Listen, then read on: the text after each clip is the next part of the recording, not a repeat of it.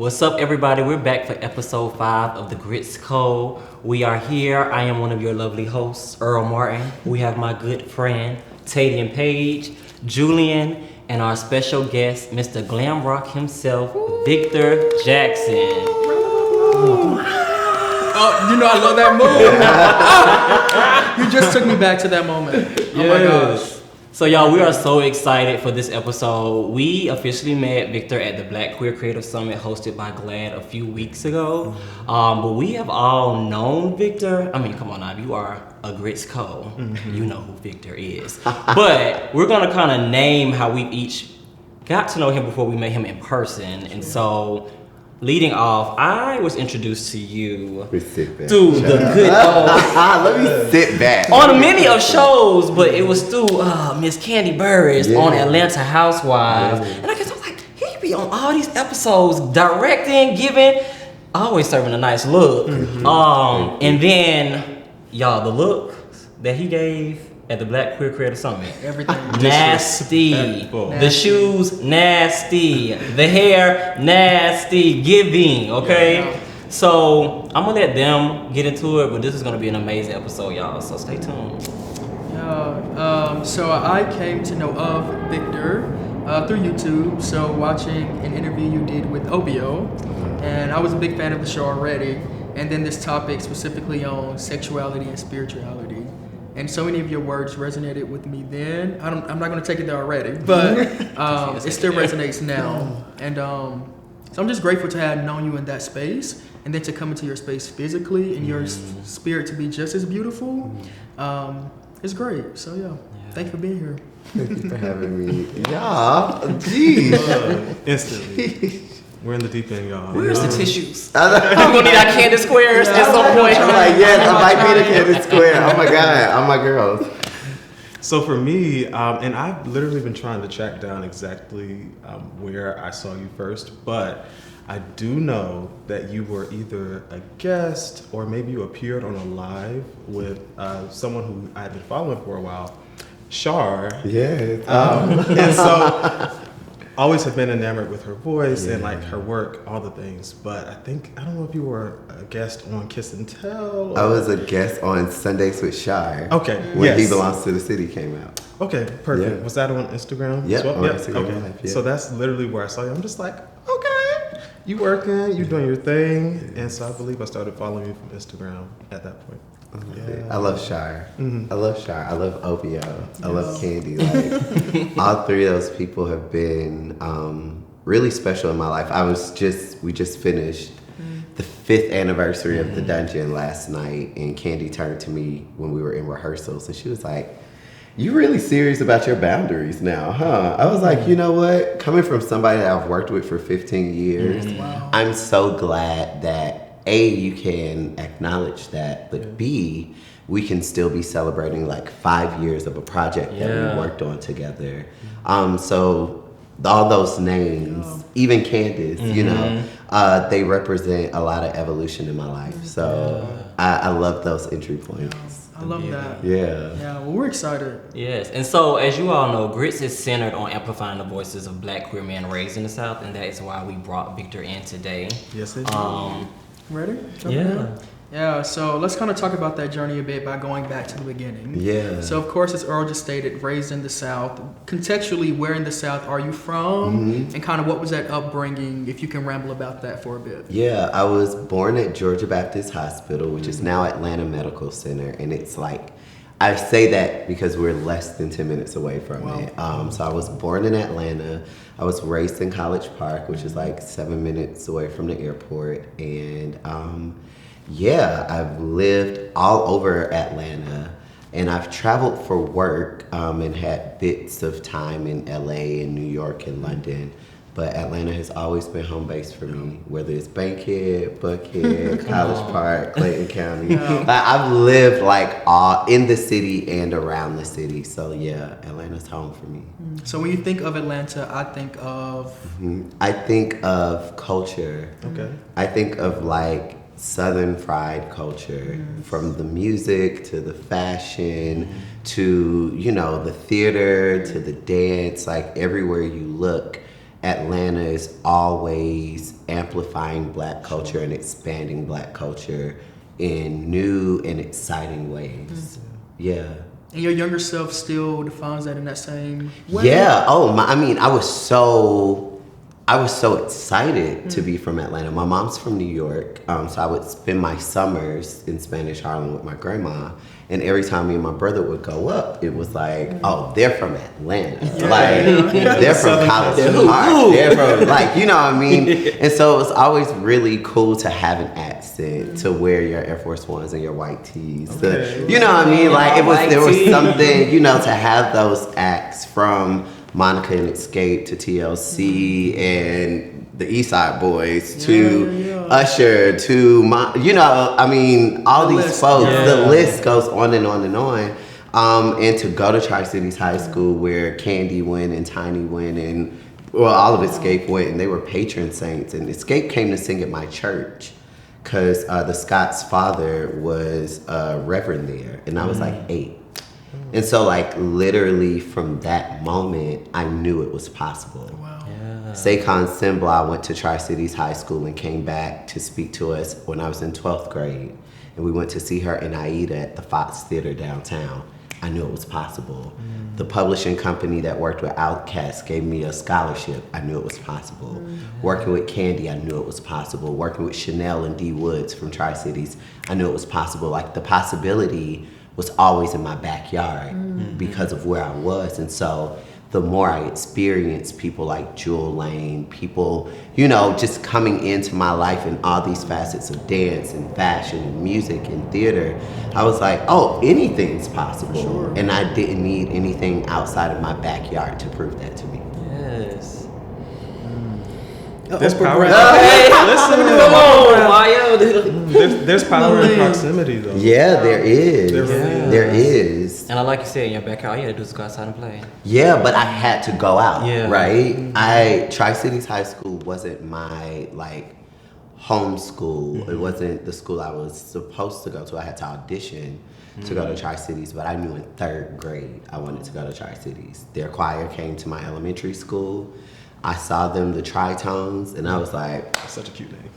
Yes. I'm gonna be in the Tritones, and it was their gospel choir, so it was really like, they were Black and they had these silver robes, and I was just like, yes.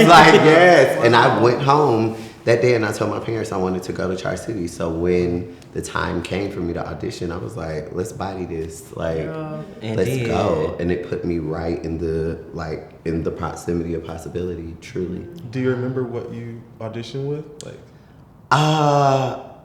it was a praise and worship song, I'm sure. Gotta give it to It was probably, I love you, Lord, today, because you care for me. I didn't say, I'm sure. In such a special way, that's why I praise you. I lift you up and I magnify your name. Everybody.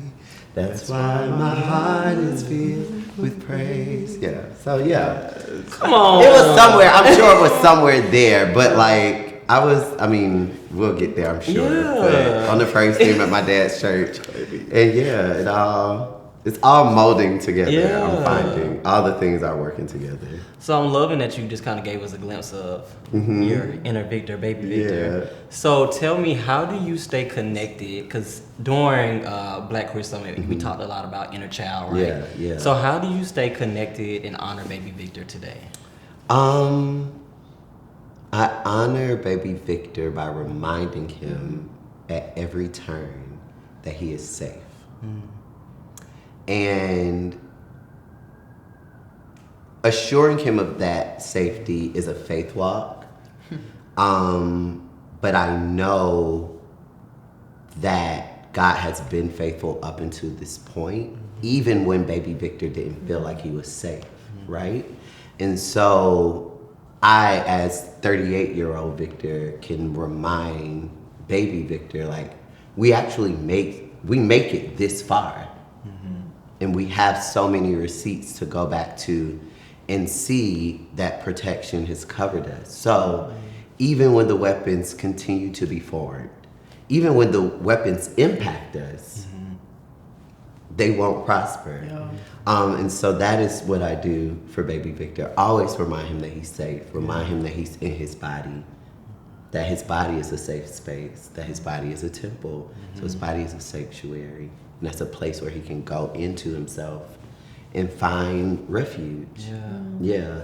And that reminder of safety empowers me when I go into new spaces that I feel like might be bigger than me, and baby Victor tucks on me. It's like, wait, hold on. And I'm like, baby Victor, no. Like, we're okay.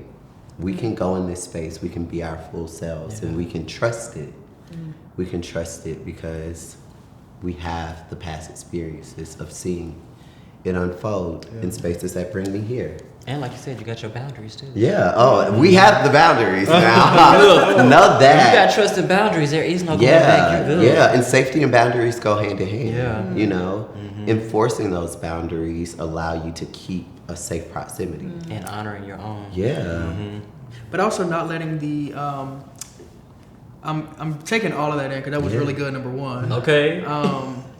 But allowing safety to lead you Yeah. into a land beyond what you know as just your boundaries. Yeah. But allowing that to also still serve as a guide. Yeah. And understanding that balance of that, or that harmony, not balance, of that is where you can find strength and peace. And to me, that has to resonate with something spiritual, right? Like, that is so beyond just a blanket level of consciousness. Yeah. That is something sure inside of you Yeah. that I have to think has to do with spiritual. Yeah.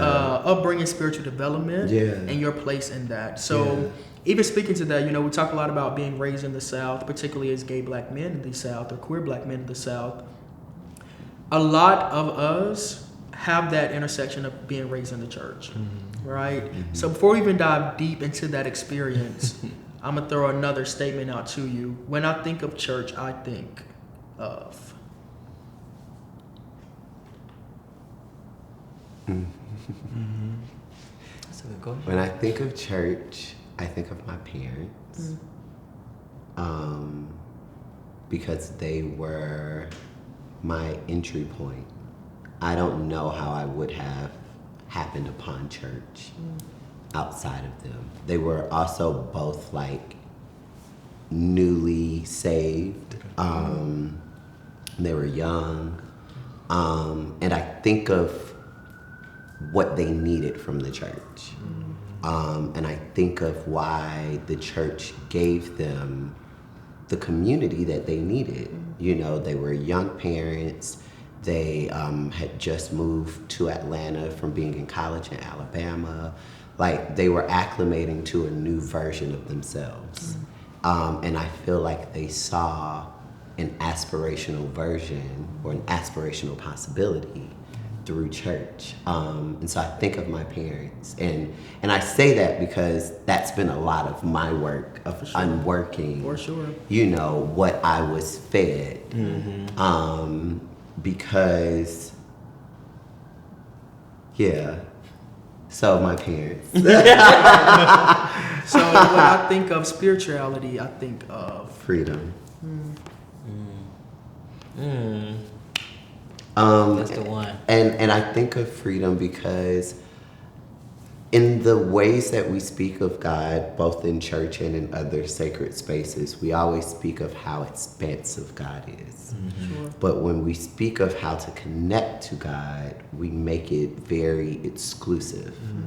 And so the expansiveness of God and the exclusivity of dogma have never meshed for me. And as I've just included in my own life practice the constant communication with God of, hey,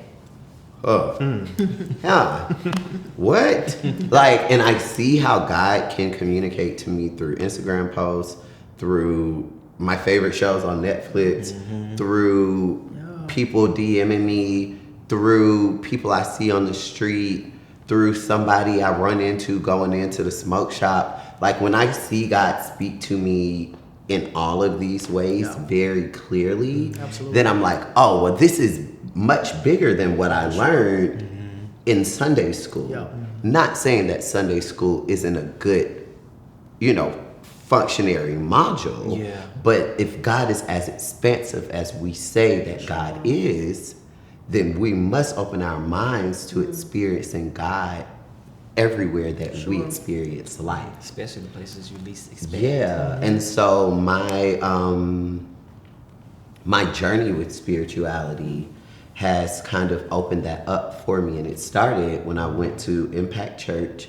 The pastor at the time, Pastor Olu Brown, was doing a sermon series called Sexuality and Spirituality, and everybody that came into the church, he had a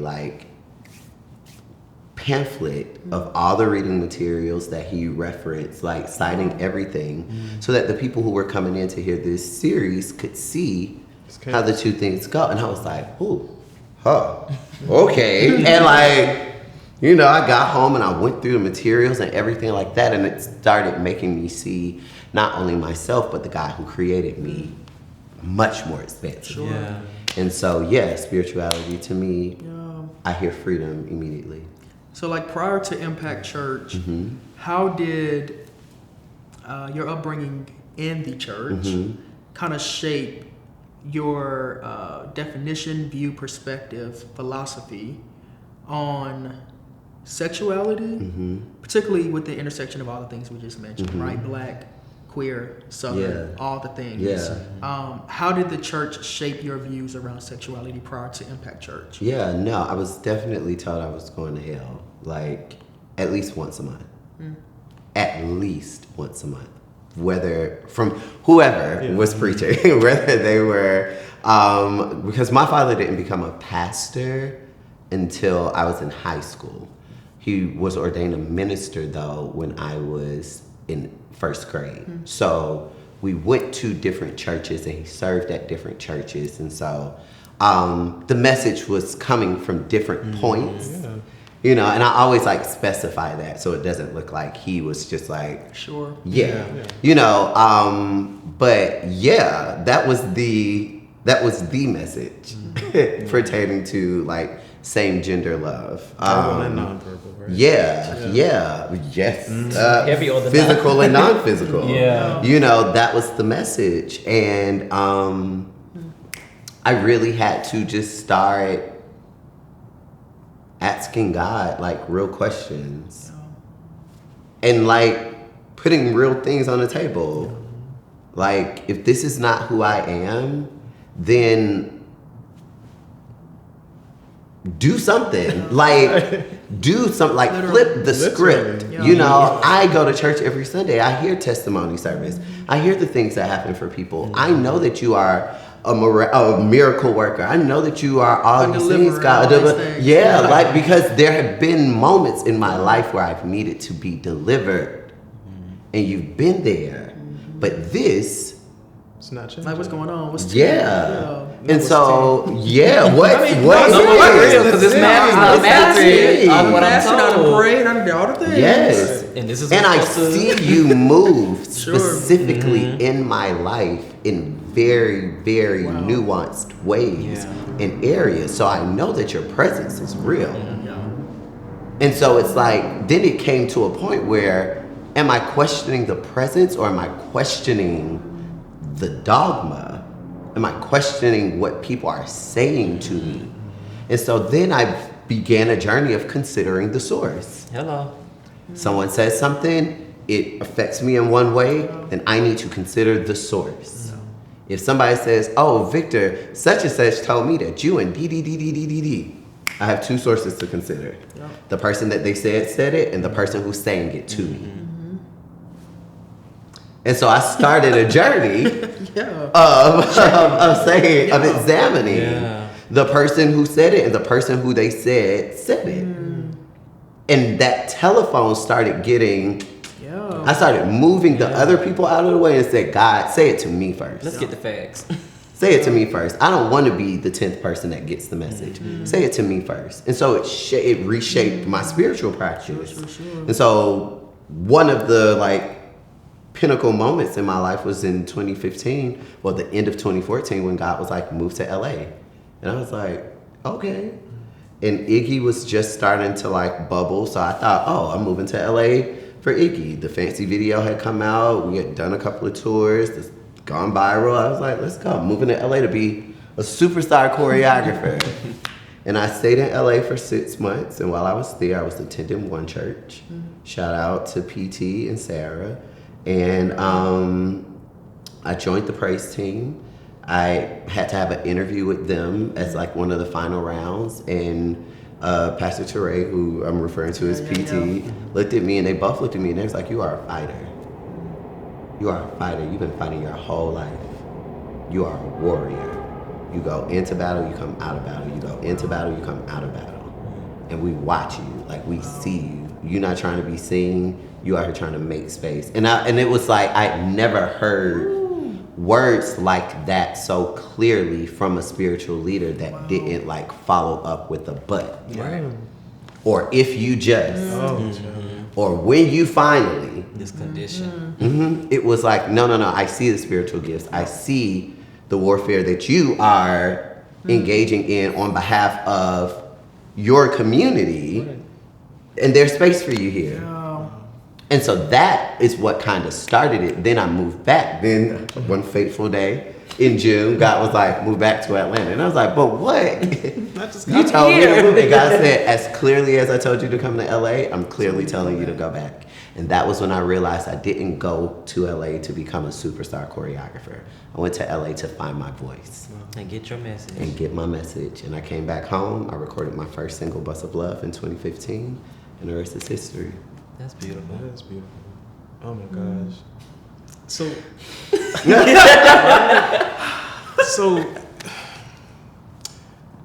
one word that comes to mind is daring. Did you seek permission to be daring? Did you try and get that from your parents, or where does that come from? Where do you get that permission to be so daring? I feel like Black people have to be daring to be alive. And I say that plainly, but I also connect that to a scripture I heard a lot growing up, which is faith without works is dead. And so in order to live, you have to activate both the abilities of your hands and like the courage of your heart. Like the vision of your mind. Like you have to dare to see it and move in the direction of the thing that you see. And so like I see a lot of people both dying physically and dying like spiritually, like in their soul, because they don't dare to envision first, just envision, to write down, to sit down quietly and close your eyes and just see it. There are times where I will be in the shower visualizing something and just like start crying because of how real it looks. And when I see something that real, I have to move in the direction of it. But I think if we're always running, we don't have time to visualize, to sit and build these worlds in our minds and see the possibility there. Because when we visualize that possibility, then we realize that faith without works is dead. And so once we've activated our faith to like an exponential level, then the work comes easily because we know what we're working towards. And then God does the rest. And so all my rounds of being daring have started with visualizing what this vision that God gives to me and saying, well, there's only one way I can get here. Let's go. But I'll do my part when it looks crazy, when the invoices aren't paid on time, when you know what I mean? Like when the shit hits the fan, I'll do my part. And it may look daring, it's terrifying half the time, but I've come to the realization that this is life. This is life. The thrills and the chills. This is life. And so I dare. Yes. It's good. Every day. And leaning into the journey of what that looks like. However it may. Leaning into the journey, leaning into the fact that you don't know. All that you will see, all that you will visualize, all that God will give to you, you still don't know how. I think that's the beauty in it though, because Yeah. when people want these roadmaps, that thing limits you in so many ways. Because you want this roadmap of I'm gonna go to here and here and then there, and then this is what's gonna happen. And I'm gonna be happy. Versus like enjoy the journey and Enjoy the the evolution. journey. But it's like the other side of the spectrum of safety, though, right? Yeah. Yes. Because you gotta well, feel- yes. A, B, And C, when you D. have felt unsafe Absolutely. for a lot of your life, it's very difficult to do. And, Yeah. and mind you, therapy is why I'm there. Ooh, I'm glad you just like, said that, 'cause I was gonna ask you know what I you mean? the next question. Like there are a lot of things, you know, this daring doesn't just come from like spunk and spontaneity. It comes from like a real life practice of like meditation and prayer and therapy and journaling and reflection and doing it in a way that works for me. What's up, everybody? It's Tadian here. And it's Earl with the Grits Co. Did you know that 86% of LGBTQ youth report feeling some type of harassment or assault due to their sexual orientation? To give you a little bit more context, 6 out of 10 youth report at school feeling unsafe due to their orientation as well. In addition, queer youth are 5 times more likely to attempt suicide as compared to straight youth. For all of these reasons, this is why we, the Grits Co, are standing alongside and pledging with GLAAD to stand against bullying and support LGBTQ youth all around the world. So to find out more information, click the link below to GLAAD.org. So we're back, and things look a little different. It's a little different. Set change. Yes, and we have drinks. So cheers to us. Cheers. Clink, clink, clink. Eyes. Always eyes, okay? Because we don't play those type of games. We see each other. We see each other. She's everywhere I go. Literally. Katie is everywhere I go. She's embedded. And I am glad we got to wet our whistles a little bit here because we're going to get into some things. And I do want to ask about your music, your creation, how you entertain, but also how all of that ties in to be moments of therapy for you. Yeah. How do you experience therapy and freedom in your expression? Yeah, it's very interesting. Yeah. I was like watching, I follow a lot of therapists and like psychiatrists and psychotherapists on Instagram. Most of my Instagram is that. Because I'm always like, why? My nervous system. And someone said like, music is not your therapy, music is therapeutic. And I was like, whoa. And they were like, if more artists realize music is not their therapy, but music is therapeutic, then those artists would go to therapy, work out their stuff, and then use their music to create a new reality. So, saying that to say, growing up, my parents met in choir at Talladega College, so both of them sing. My paternal grandmother, my maternal grandfather, both singers in their time, and like, so it's literally in my blood. Like, I do not remember a time in my life where I could not sing. You got it honest. Got it honest. Yeah. My brother Vaughn was born 15 months after me, so together we started a gospel group called TBK, Totally Blessed Kids. Come on. And we used to like perform around like Metro Atlanta and do our thing. And bust it down. My sisters were born, Aisha and G.R.I.T.S. And they both took to music, and I was like, okay, Yeah, y'all too, okay. 'cause y'all You're sing gonna be that. a Broadway star. You wanna be on Broadway? All right, that's what we're gonna do for you. We're gonna make that happen. You wanna be an R&B artist? That's what we're gonna do for you. We're gonna make that happen. And if you look at my sisters, Aisha Jackson and Dree Jack, it has happened. They sang down. Like it moves and it grooves, baby, down. My brother Vaughn, however, passed in 2008. When Vaughn passed, I had a very real conversation with God, and I was like, I'm done with music, at least until I turned 30. I was 23 at the time. I had just turned 23. And I was like, I'm gonna focus on choreography and creative direction. And so from 2008 to 2015, that is when you saw me on TV. Okay. That is when you saw me doing Brats and Family Values and Housewives and The Candy Factory and working with Iggy Azalea, August Alsina, 2 tours with Lil Wayne. Like, happened. Yeah. And it was that fateful day in June in 2015 when I was crossing the street at La Tahira in La Cienega by the Magic Johnson Fridays, and God said it's time to move back to Atlanta because it's time to do music.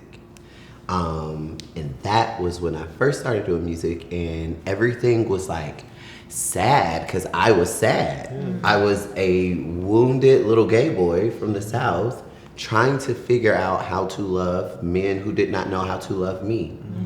And I was in angst, and I put it in all of my music, And it got to 2019, and I played Venom for my mentor, Jamaica Craft. We were in her car, we had just gone to dinner, and I was like, she was like, so you've been working on music? Like, yeah. And I was like, yeah. I want to play this song for you. And I played Venom for her, and after it was done, she was like, I love that, but no more songs unless they're about love. She was like, I need you to write about love because you have a unique perspective of love. And if you know Jamaica has worked with Sierra and Usher and Neo and Trey Songz and all these folks. And she was like, you have a unique perspective on love, and I feel like the world needs to hear that. And so I set out to write He Belongs to the City, which was based on a incident where someone did not show up. And as I was writing it, I said, I'm not gonna write that this person doesn't show up. I'm going to write at the last line of the bridge that this person shows up. And I'm gonna rewrite how this works out for me. Wow. And in that moment, music wasn't therapy, it was therapeutic. Create your because narrative. I knew at that point through therapy that I had the power to create my own story. And so I started using music as a therapeutic tool to write my own story. Lose Your Love on my EP was written when I was in the throngs of a horrible relationship that I could not see my way out of. And my friends sent me a pack of beats. I took that track and I started writing the love that I wanted in my life. And I said, God, I don't care where it comes from. I just know I deserve this love. Wrote the song, manifested the man. There's only one song on that EP about Deshaun, and that's Groove It. And I wrote it when we first started talking. Other than that, all of those words were creating the world that I wanted to live in. And so it has moved from, it was therapy when I didn't have a therapist. Then I got a therapist and it became a therapeutic tool. As much as my breath work is a therapeutic tool, as much as my prayer and my journaling is a therapeutic tool. But I realized as I was doing that time of just working with artists, that a lot of these artists were hurting and creating work that would then become number one, and for the rest of their career, they would have to perform the hurt. Be triggering. And be triggered over and over again, be triggered in order to make a living. And so I was like, that's not what I want for myself. Yeah. So Venom has become a testimony that you can wield this power of your tongue, and you don't have to kill someone with it. You can speak life, and you can have that tool to use when you need to use it.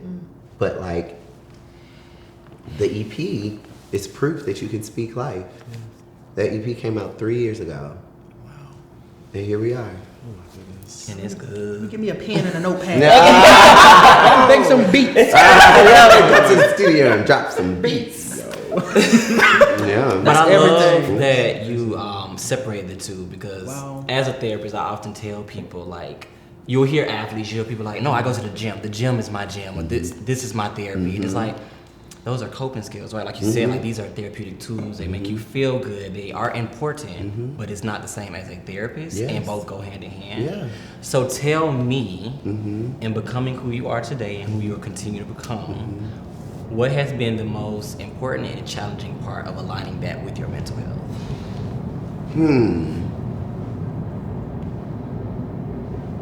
I think the most challenging thing was when I moved back into my childhood home during quarantine. My parents and our relationship continues to evolve. And I thought we were in a really, really good place. But when I got back in that home, everything triggered me. Yeah.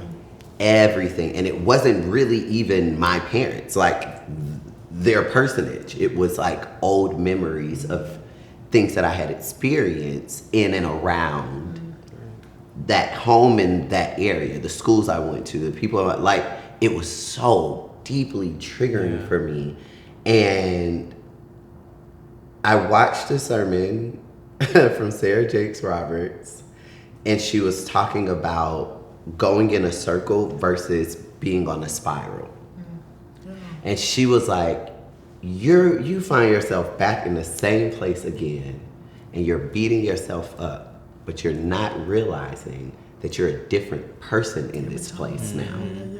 And you can revisit these places, but still become a different person and exist as that different person in that space every time. And so it was tough, but in learning that and activating that lesson, a lot of important conversations came up with my father, with my mother, with my sisters. And I think that it really laid a ground for like a collective healing for all of us in different spaces. Like mine was, particularly directed towards, sexuality and spirituality and, seeing my blackness and queerness as divine. But everybody had things that they were working out within the confines and the bones of that home. So being in that home, again, helped me to transmute, the triggers that I had. And now my nephew is there in that home. And now I see him getting an expansive, like, experience of love that I don't think any of us would have been able to offer him if we all didn't go through that moment of quarantine together in the house. But it sounds like y'all all touched into a different vulnerability. Yeah. Which created more safety, which then creates more love. Yeah. And that's that. Which will create more memories. Yes, and memories that don't like weigh you down, but memories that give you flight, memories that give you that extra push when you need to be daring, memories that remind you of who you are and who has your back. It's a gift. Yeah, and you talk about showing up, another. Going back to that home, right? And even though it was home, you're developing or allowing space to develop what home looks like in a new way. Yeah. And I want to talk about that particularly, again, the same intersections we've been talking about the full conversation here. A lot of those spaces does not feel safe or the home that you've created through your family, through your friends, through your village, whatever that looks like. Kind of what I want to just hear you talk about in that going back home or going back in that place at a heightened perspective, a heightened lived experience. How do I want to word this?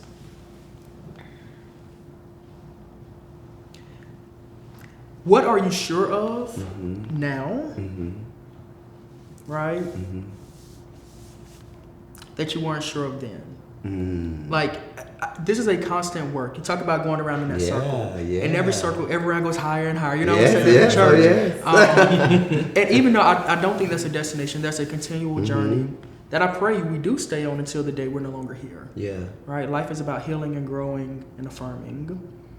But along that journey, Victor, today, what are you sure of today? Even in the midst of the things you're still doubting, what are you sure of today in relation to your spirituality and how that intersects with sexuality? I am sure that my blackness is divine, my queerness is divine, and I deserve a love that sets the world on fire. I know that love is expansive. I know that God is love. And I know that as I commune and communicate and collaborate with God, that I have an opportunity to bring God's love into all the spaces that I enter. And that does the work. And I see it happen over and over and over again. I know that I'm a vessel.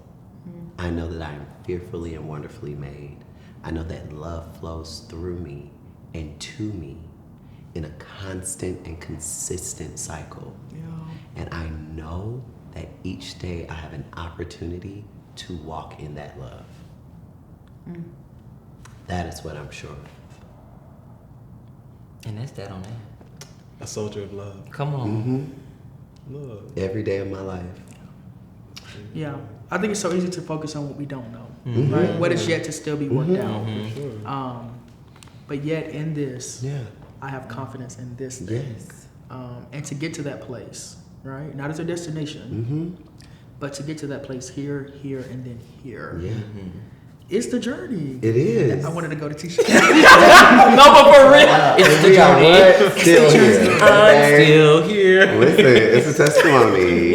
It's a testimony. You know, because it's like, even with that particular song, we can giggle, but then we also look at Little Shop of Horrors. We also look at School Days. Favorite. We also look at Martin. We also look at My Wife and Kids. We also look at She Is Indeed still here. And evolving. And evolving, ever evolving. And I think we want our evolution to be picturesque.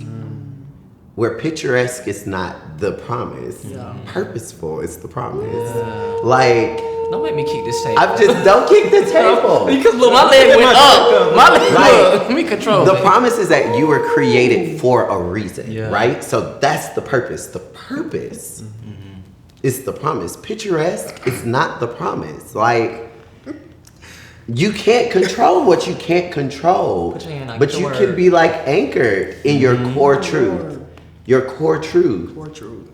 That you're fearfully and wonderfully made, that all things are working together for your good. For my highest. Yes, for your highest good. Highest good. A good that you are constantly endeavoring towards. But you are not fueled by your own finiteness.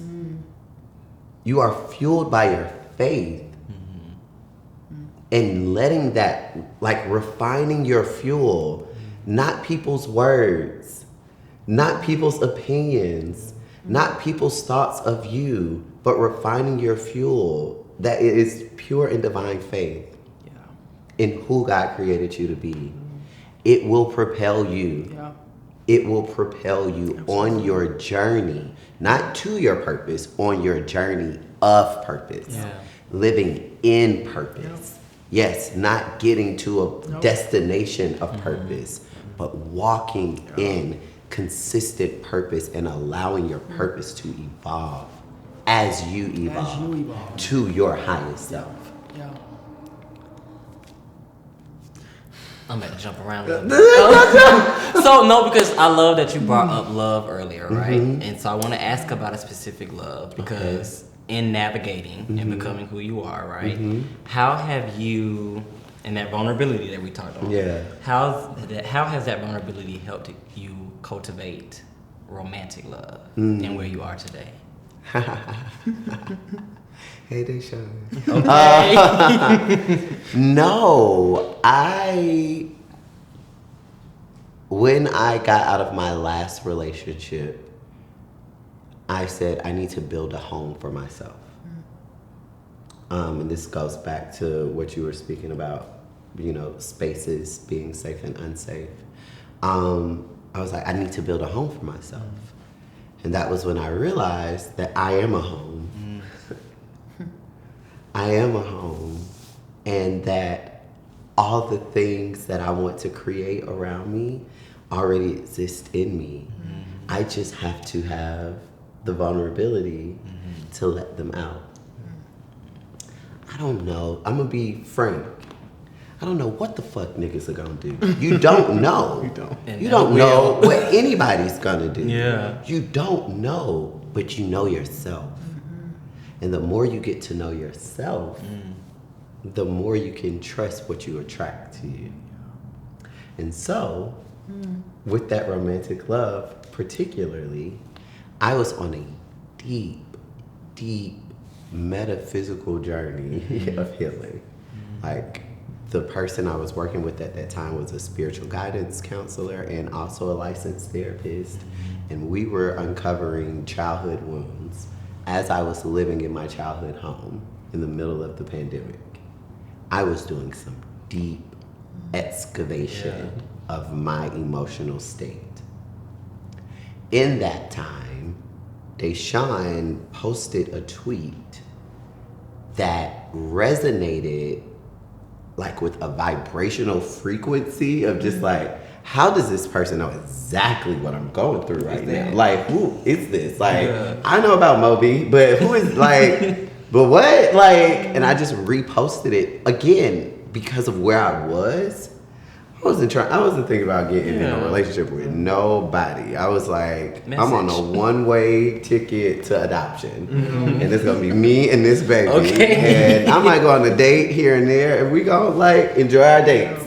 But I was just like, I can't, I was really like, I'm building all of this up to trust myself. I don't know if I can trust anybody else. And then I saw that tweet and God reminded me that there are people both romantically and platonically, who are in our tribe, whose hearts beat on the same frequency as ours. And as we align ourselves with who God created us to be, we find ourselves in proximity of those people. And just little by little, the more we talked, the more we communicated, a friendship turned into flirting turned into him coming down from New York to Atlanta for a week for something completely unrelated. We went on our first date. At our first date, the waitresses, because one was in training, came back and was like, hey, we just felt like you all were celebrating something. So here are 2 shots on the house. Wow. And I said, to a celebration, to our first celebration. And many more now. And many more. And the celebrations come with preparation, right? You don't just walk into a room with balloons and streamers and tables and flowers and all this. Someone has to prepare it. And that preparation can be strenuous. You can get a splinter on your finger. You can stub your toe on a chair. It doesn't mean that that party's going to be terrible. It just means that sometimes in preparation, you might experience some past hurt. You might experience some bumps. You might have to like have some conversations, but very early on in our relationship, we establish discovery, equity, and solutions as the 3 pillars of our relationship. We were 35 and 34 when we first started dating. So at that point, we had been through our 20s. We had done the things. We had learned the things and gathered some information, and we both were really like, I don't have to be in a relationship. And then this relationship blossomed, and we saw that it was bigger than us. And so we endeavor every day to apply discovery, equity, and solutions to our lived experience together. Not from some Zen place, but from a real place of like seeing each other as ever-evolving humans. I ain't got no more questions. I live for that. No, like he was just on Candy Colored Live, like, and it was so cool. And he's on Candy Colored Live talking about Moby and like his work at GLAAD, and Candy was at the GLAAD Awards 2 years. Like all of these things, like my life is literally this symphony of synchronicities, and it's because I realized again, You aligned. this is That right there. there's nothing to chase. Everything I need is inside of me, and everything that I don't have yet is coming to me. Absolutely. It's a journey of discovery. Yep. I love discovery, equity and solutions. Because you're ever evolving, so there'll always be something new to discover about you. Equity, because we're from 2 different places, 2 different lived experience. I'm a year older, you're a year younger. There are all of these we're different people. So equity means I'll always meet you where you are. And solutions is, there's no emergency. It's just an opportunity for us to discover a new solution, a new way of doing something. Go on and trademark that. Hey, listen. I'm more thin. Okay. I'm ready to pull this wig off. Viola Davis, baby. Annalise Keating, I'm taking it off. And let this go. No, but like I love having these conversations Yeah. like with you all and just like with people who are younger than me because it didn't click really for me until I turned 35. And that was a lot of years of grief, of trauma, of pain, like that I didn't realize I had the power to like take off of me. I had the power to initiate a new lived experience. I thought I had to get a record deal or I had to find the right man or this had to happen or some like, it's like, no, I just had to get to know myself and get to know who God created me to be. And the more I live on that vibration, the more opportunities like this come up for me. And I'm just really, really grateful. Yeah. Really grateful. It's beautiful. Want to take us to our last segment? Yes. Let's take a deep breath. Let's all take a Let's deep pause. breath. Let's everybody take a deep breath in. Then put your feet apart and cross your legs. Gotta ground them now. There you go. Keep me together. Open your hands up on your knees. Take a deep breath in. Exhale. Take a deep breath in. Exhale. Take a deep breath in. Exhale. Right now we reflect on the seeds that we planted a year ago. We align ourselves with the seasonal cycle of life. And we reflect on the seeds we planted a year ago. As we look out on the field of the present, we see the fruit that is available to us. We are grateful for the harvest. We are grateful for the work, the pruning, the digging, everything that it took to see what we see in the present. We honor it and we honor the harvest. We give thanks for the harvest. And we commit to being diligent with the works of our hands and the faith of our hearts. Take a deep breath in. Exhale. Amen. And Ashe. Greetings, good people. I am super excited to share with you my new project that combines my passion for music, storytelling, and inspiring young people. I've written a book entitled Adventures of Muse The Music Maven.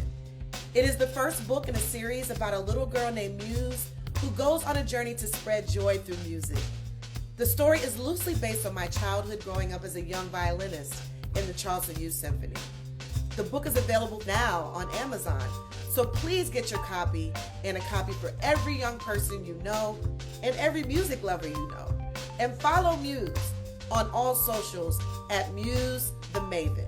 Get your copy now. Peace.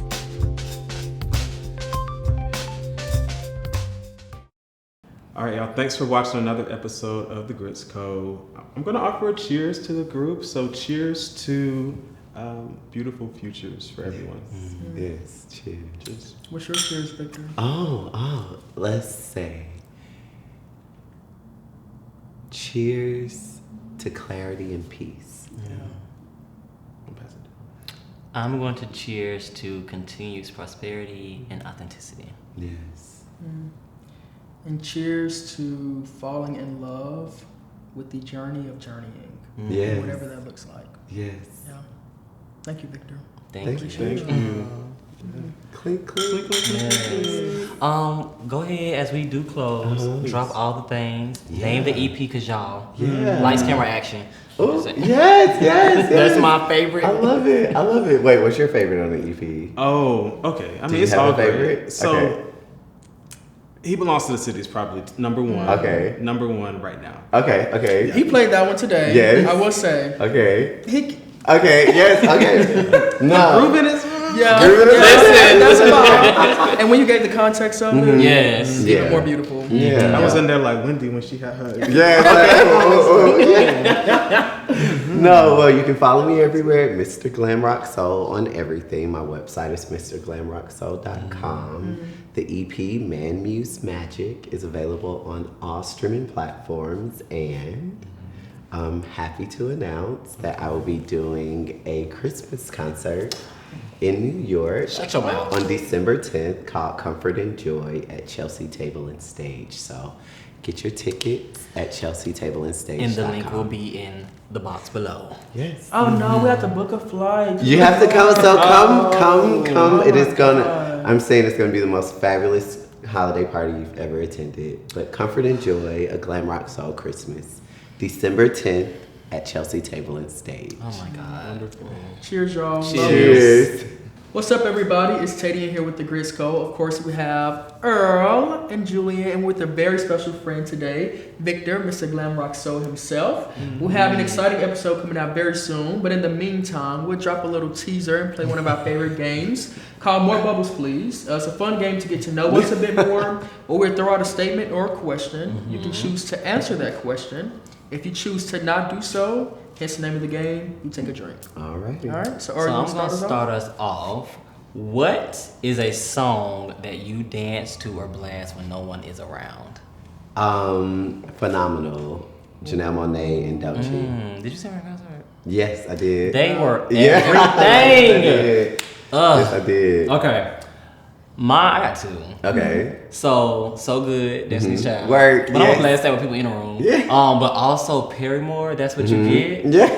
Come on, Haley Williams. What's your Like, life? No. I'm gonna get my life. Haley is anointed. Okay, in the church choir. That soul is there. You saw that clip too? I did, yes. For me, honestly, oh man, there's so many.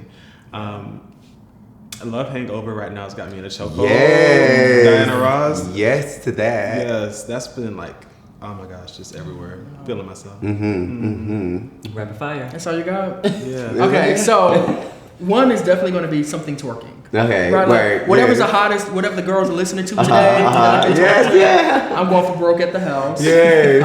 And then for the other, it's something Beyonce, probably Kitty Cat or like. Oh, yes. Cause that's when I'm gonna go you Kitty wanna do Cat. your walk. Yes. That's when you want to do your sex Yes. walk. You want to do your walk. Yeah. Yes. Okay.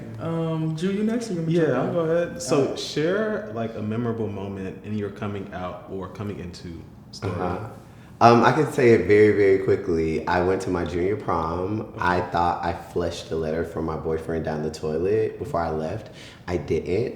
My mom, when she got back home, took it out, blow dried it, taped it back together, and my parents drove from College Park to Buckhead to pick me up from my prom so that I would not lose my virginity on my prom night. Oh, that was in the. Now they was blocking. yeah. Wait a minute, but it's the taping, the dried it. And bubbles. Like, Mama was I'll give you the I was answer and the involved tip, okay? Mama's a forensic scientist. Yes, indeed. So there you go. Well, y'all know I like a little flair drama sometimes. Yes.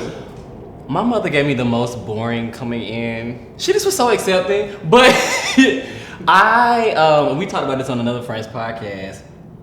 I think when I told my mom, one of like the last few people, but when I told her, my mom just was like, "Oh, okay." And I said, "Okay, you got questions? What's up? You got thoughts? You feel away?" And she was like, "No, but I also just took like some headache medicine, so I'm like low key sleepy." So she was like, "But no, I mean, I'm not surprised. You just confirmed." And I was like, "Okay." Even my sister Brittany was there. She was like, and she's like, "Well, I'm about to lay down." So I was just like, "Girl, this is so boring." Where's the drama? Where is something? They gave you out. So What now? I don't know. Mine was interesting. So, and it's all my fault. Like, I was freshman year of college. I was dating this guy, in love with him, and my mom had just got a new iPad, and I set it up for her. But I used my Apple ID to set it up for her. Oh, she got all your tips. All the tips. She didn't have to look for it. Right. She didn't have to take it out the Not you toilet gave your and blow mama dry it. all. Woo! She saw all my pictures, and Wait. yeah, you know this? Scandal. So she saw pictures of he and I together, Wow. spending Valentine's Day together, Oh, wow. spending time together, and Yes, time. Oh, I love That's how we went from like specific to general. Like That's when the bubbles come in. She was like, what are these photos? And I texted him, I was like, she knows now, we might as well come on out. Yeah. Come on out. Come on out. And I was like, yeah, this is my man, Mom. My man. But it was very interesting. Very interesting to say the least. Yeah. Let's see. Kim Burrell or Karen Clark Sheard? Karen Clark Sheard. Okay. The Honorable First The Honorable Lady. First Lady. Karen.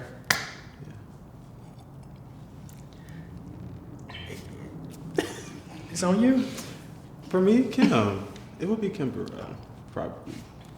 Yeah. Okay. It's definitely both, but for sure. For sure. Yeah. Let's start there. Okay. But You can't let your good be evil spoken of. Absolutely. And that's the T. Yeah. Come on now. Come on. I'll leave it there. Okay, so describe a fantasy date of yours. I don't know. Set the stage. Goodness. I'm quite dramatic. Maybe picked up in a helicopter and Word. taken to dinner. Let's add the fines. Okay. Word. Why not? Let's just Go for Just it. go for it. You know, have dinner maybe on the top of the Truist building in Charlotte. Yeah. That's cute. Okay. Yeah, and then just take the elevators down and walk home, walk and talk. That's cute. Wait, are y'all single? I am. Yes. Okay. We're gonna more No. What, with me? I think all of us got pause. Yeah, we're all single. Yeah, we're single. Yeah. Okay, I was just asking. Until we're not. I was just asking. No, like, I mean, just so like as y'all are answering, like people could be taking notes. If Oh, Y'all okay. should be taking notes. Because I there's only mean- one person taking notes for me when I say mine. okay. Yeah. Nothing. Not clock that. Nah. That's me. Okay, ideal date for me, it starts in a bookstore, so I'm there on a random Saturday, not even super dressed up. Word. Kind of regular, still look good, like good airport wear. Yes, And classic, I'm classic. in there, you know, I'm at the airport, I'm at the bookstore. and picking out a book, and there's a guy across the way, and he You kinda are comes so up. stealing from me. I've said this to him before. We You both are talked about this raggedy. together. Y'all like books. I know, yeah, we do. No. Literacy All is day. good. No. This is our It's thing. important. It's an important tenet of our community. He You comes won't up, villainize we start literacy. talking. He's like, "Oh, what book are you checking out?" And then he buys us both the book. Imagine a man buy a book in your hand that he saw you reading. Come on now, You got the number. you got the number. We have to read it But together. Also, like Yeah. he saw it in your hands. Right. That's the logical next step. Right, but people are not logical. Well, Common sense is not common. that is true. For starters. That's the way you act. And then we The just way you spend the act. rest of the day together, like we fall into the evening. Yes. Just talking and talking and talking and talking. And it turns to drinks, of course, all of that. But it's Yes, just a of long day of connecting and unraveling. Yes. Yeah. You know, I'm simple. I love a great conversation and I love to be by water. So we're by water, a beach, a lake, something, as long as that temperature is nice so we can sit. I want to see the day transition and us just by that water with some good food. That's it. Yeah. Food. Like And a margarita. the better the food, Yeah. the better the day. 100%. And mind you, I'm not like, and that scale can go. It could be in a styrofoam box, Yes, indeed. and it can be 10 finest courses. china. Yeah, like Yeah. I like to eat. Like I love to eat, drink, and talk. So like my ideal date is just like what my taste buds are craving, synchronizing with where we are that day, and the temperature being right, Okay. and them having a bottle of a wine that I really like on the wine list. Yeah. Boom. Favorite seasons? Summer and autumn. Autumn. When you got back? Okay. Well, summer because my birthday's in the summer. Okay. My birthday's in the summer. My sister's birthdays are in the summer, and the summer is just like This is free. I feel like anything. Yeah, I feel like anything's possible. Like you put on whatever you want to put on, honey. You just go out Yeah. the house and you just let the day take you. Autumn, I like both my brother and my grandmother's birthdays are in October. But then like homecoming and like, you know, layers and earth tones all the and things. you know, a warm beverage. Like winter, too much. Oh, Spring, yes. allergies. Yeah. Okay. But summer and autumn, my girls. Yes. You said summer baby, zodiac sign. Leo. Okay, so last question. You're a Leo. So Okay. last Yeah. more bubbles, please. To be honest, Work. one thing that is true about a zodiac sign that I hate to admit. Oh wait, we're is- both Leo? No. Oh. Let's name our Okay, signs. Aries. Capricorn. Okay. I'm a Scorpio. Okay. This so, track. last question. To be honest, one thing I hate to admit about my zodiac sign is ... One thing I hate to admit about my zodiac sign is that we can be self-centered. Well, us Capricorns can be extremely stubborn. But I have learned the gift of forgiveness.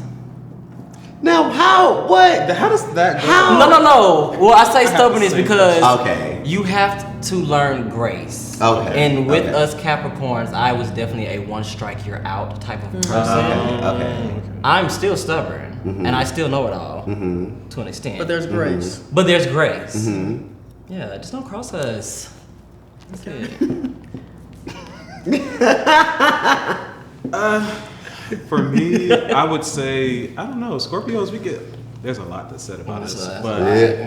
But what I'll say today is that what's true is we can go like incognito a little bit, especially emotionally. We don't like to share a lot of what's going on. So that's very true for me. And I'm working on that. But Capricorns it's hard to expose myself, which is part of why we do this. Yeah. That's also an active thing that I do here. So yeah. I love that.